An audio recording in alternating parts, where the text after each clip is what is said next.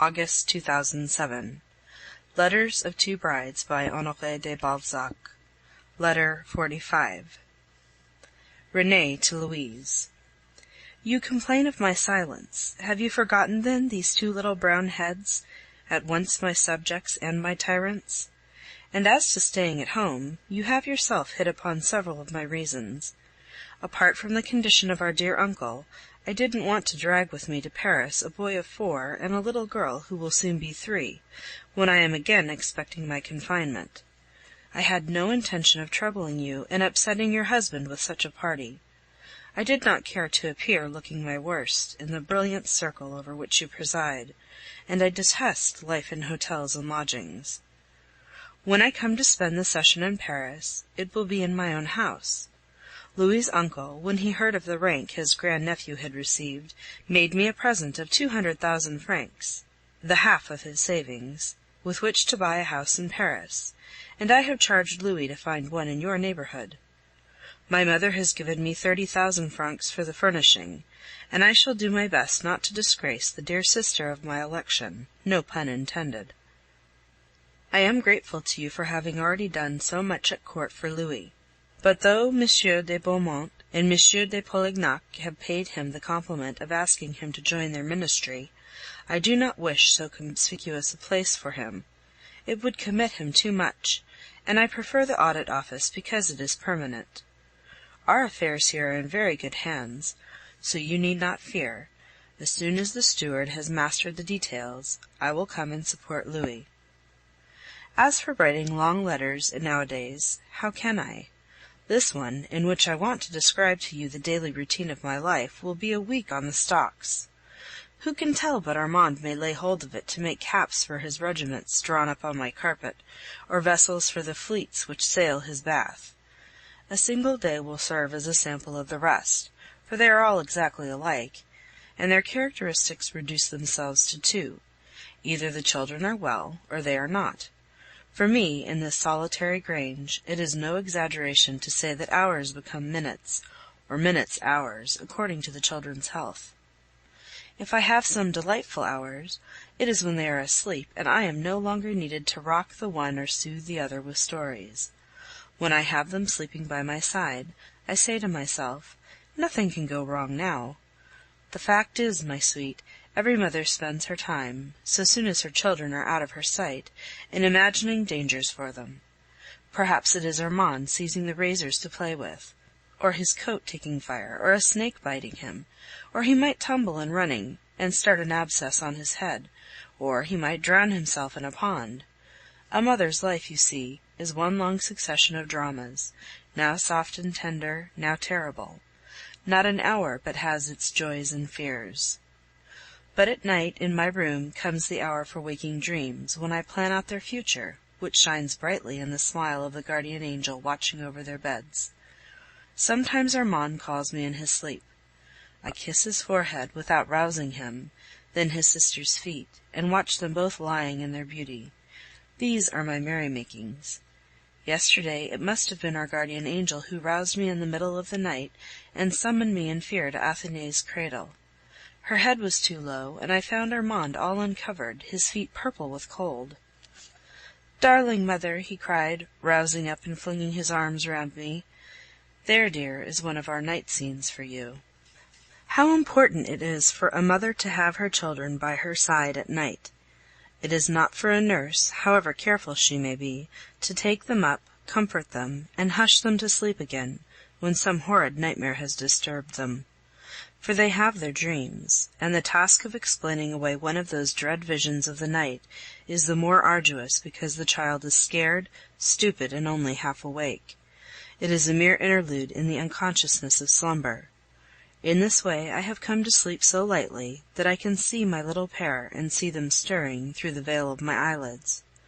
A sigh or a rustle wakens me. For me, the demon of convulsions is ever crouching by their beds. So much for the nights. With the first twitter of the birds, my babies begin to stir. Through the mists of dispersing sleep, their chatter blends with the warblings that fill the morning air, or with the swallows' noisy debates, little cries of joy or woe, which make their way to my heart rather than my ears. While Nais struggles to get at me, making the passage from her cradle to my bed on all fours or with staggering steps, Armand climbs up with the agility of a monkey, and has his arms around me. Then the merry couple turn my bed into a playground, where mother lies at their mercy. The baby girl pulls my hair, and would take to sucking again, while Armand stands guard over my breast, as though defending his property. Their funny ways, their peals of laughter, are too much for me, and put sleep fairly to flight. Then we play the ogress game. Mother Ogress eats up the white, soft flesh with hugs and rains kisses on those rosy shoulders and eyes, brimming over with saucy mischief. We have little jealous tiffs, too, so pretty to see. It has happened to me, dear, to take up my stockings at 8 o'clock and still be barefooted at 9. Then comes the getting up. The operation of dressing begins. I slip on my dressing gown, turn up my sleeves, and don the mackintosh apron, with Mary's assistance. I wash and scrub my 2 little blossoms. I am the sole arbiter of the temperature of the bath, for a good half of children's crying and whimpering comes from mistakes here. The moment has arrived for paper fleets and glass ducks, since the only way to get children thoroughly washed is to keep them well amused. If you knew the diversions that have to be invented before these despotic sovereigns will submit to a soft sponge to be passed over every nook and cranny, you would be awestruck at the amount of ingenuity and intelligence demanded by the maternal profession when one takes it seriously. Prayers, scoldings, promises are alike in requisition.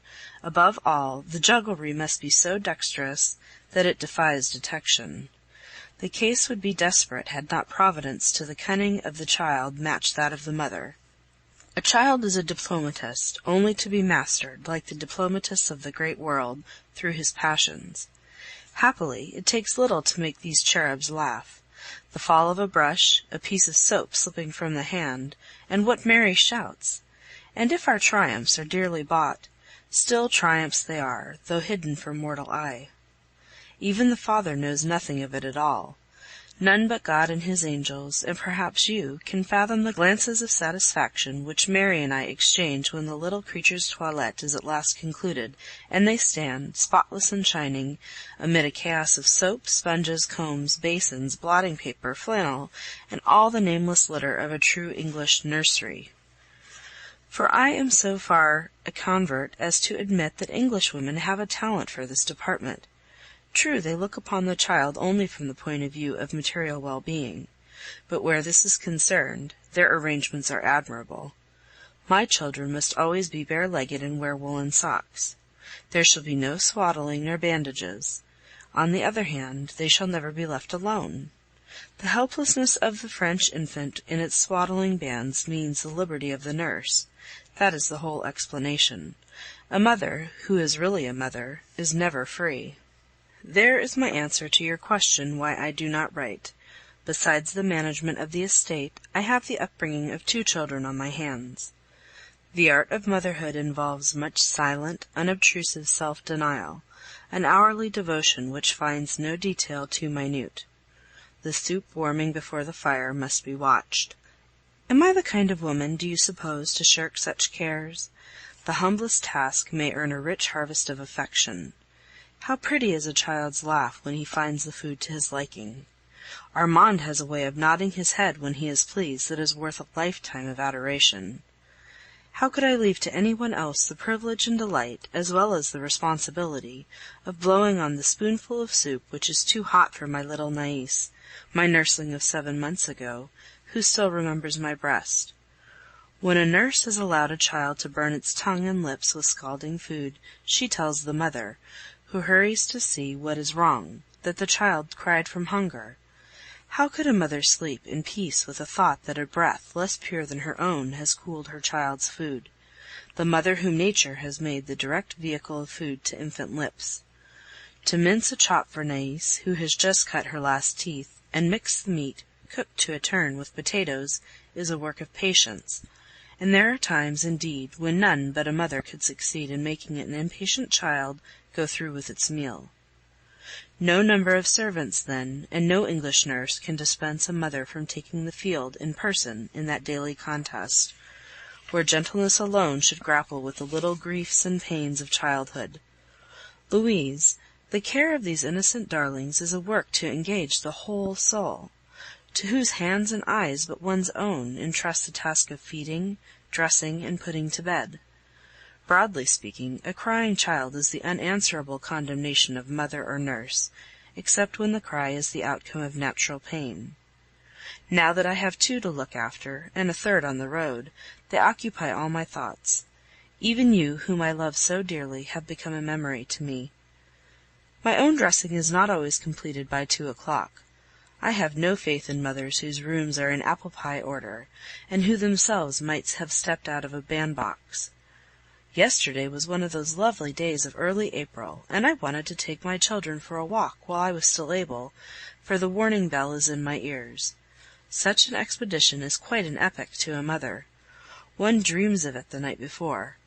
Armand was for the first time to put on a little black velvet jacket, a new collar which I had worked, a Scotch cap with the Stuart colors and cock's feathers. Nais was to be in white and pink with one of those delicious little baby caps, for she is a baby still, though she will lose that pretty title on the arrival of the impatient youngster, whom I call my beggar, for he will have the portion of a younger son. You see, Louise, the child has already appeared to me in a vision, so I know it is a boy.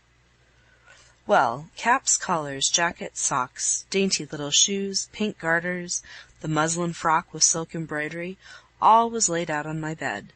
Then the little brown heads had to be brushed, twittering merrily all the time like birds, answering each other's call. Armand's hair is in curls, while Nais's is brought forward softly on the forehead as a border to the pink and white cap. Then the shoes are buckled, and when the little bare legs and well-shod feet have trotted off to the nursery, while two shining faces, clean, Mary calls them, and eyes ablaze with life petition me to start, my heart beats fast. To look on the children whom one's own hand has arrayed, the pure skin brightly veined with blue, that one has bathed, laved, and sponged, and decked with gay colors of silk or velvet, why there is no poem comes near to it. With what eager, covetous longing one calls them back, for one more kiss on those white necks, which, in their simple collars, the loveliest woman cannot rival. Even the coarsest lithograph of such a scene makes a mother pause, and I feast my eyes daily on the living picture. Once out of doors, triumphant in the result of my labors, while I was admiring the princely air with which little Armand helped baby to totter along the path, I saw a carriage coming, and tried to get them out of the way. The children tumbled into a dirty puddle, and lo, my works of art are ruined. We had to take them back and change their things. I took the little one in my arms, never thinking of my own dress, which was ruined, while Mary seized Armand, and the cavalcade re-entered. With a crying baby and a soaked child, what mind has a mother left for herself? Dinner time arrives, and as a rule I have done nothing. Now comes the problem which faces me twice every day: how to suffice in my own person for 2 children, put on their bibs, turn up their sleeves, and get them to eat. In the midst of these ever-recurring cares, joys, and catastrophes, the only person neglected in the house is myself. If the children have been naughty, often I don't get rid of my curl papers all day. Their tempers rule my toilette. As the price of a few minutes in which I write you these half-dozen pages, I had to let them cut pictures out of my novels, build castles with books, chessmen, or mother-of-pearl counters, and give Nais my silks and wools to arrange in her own fashion, which, I assure you, is so complicated that she is entirely absorbed in it, and has not uttered a word. Yet I have nothing to complain of. My children are both strong and independent. They amuse themselves more easily than you would think. They find delight in everything. A guarded liberty is worth many toys. A few pebbles, pink, yellow, purple, and black, small shells, the mysteries of sand, are a world of pleasure to them. Their wealth consists of possessing a multitude of small things. I watch Armand and find him talking to the flowers, the flies, the chickens, and imitating them. He is on friendly terms with insects, and never wearies of admiring them. Everything which is on a minute scale interests them. Armand is beginning to ask the why of everything he sees. He has come to ask what I am saying to his godmother, whom he looks on as a fairy. Strange how children hit the mark. Alas, my sweet, I would not sadden you with the tale of my joys. Let me give you some notion of your godson's character. The other day we were followed by a poor man begging. Beggars soon find out that a mother with her child at her side can't resist them. Armand has no idea what hunger is, and money is a sealed book to him, but I have just bought him a trumpet, which had been long the subject of his desires. He held it out to the old man with a kingly air, saying, "Here, take this." What joy the world can give would compare with such a moment. "May I keep it?" said the poor man to me. "I too, madame, have had children," he added, hardly noticing the money I put into his hand. I shudder when I think that Armand must go to school, and that I have only 3 years and a half more to keep him by me. The flowers that blossom in his sunny childhood will fall before the scythe of a public school system. His gracious ways and bewitching candor will lose their spontaneity. They will cut the curls that I have brushed and smoothed and kissed so often.